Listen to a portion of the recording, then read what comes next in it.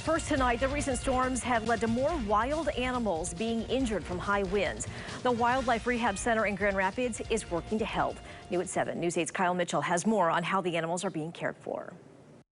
Birds are one of the most common animals injured in a storm. The center hopes to rehabilitate them and release them back into the wild. When severe weather moves through West Michigan. When there's bigger storms with higher winds, we see a lot more baby birds falling out of nests, baby squirrels falling out of nests. Wild animals often in their path can be injured or left to fend for themselves without their mother. We've been averaging about 60 calls a day, and just on average, half of them end up being animals that need to come in, so at least 30 animals a day, if not more.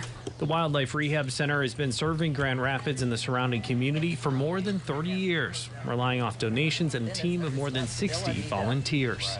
If you see an injured wild animal, the center says do not feed it because each has a unique diet and giving it the wrong food can cause harm.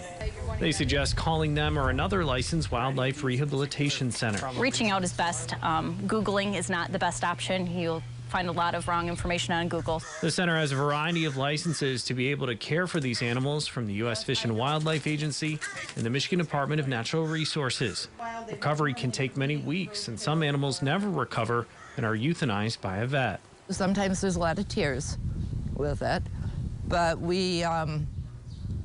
our main objective is to get them better, whether they're injured, whether they're sick, whether they're babies, and back in the wild. Some baby animals have to be fed every hour. The care for the animals can also be expensive with surgeries or other procedures. And altogether, the center provides treatment to about 3,500 animals a year. But for the volunteers, it's all worth it to help an animal in need.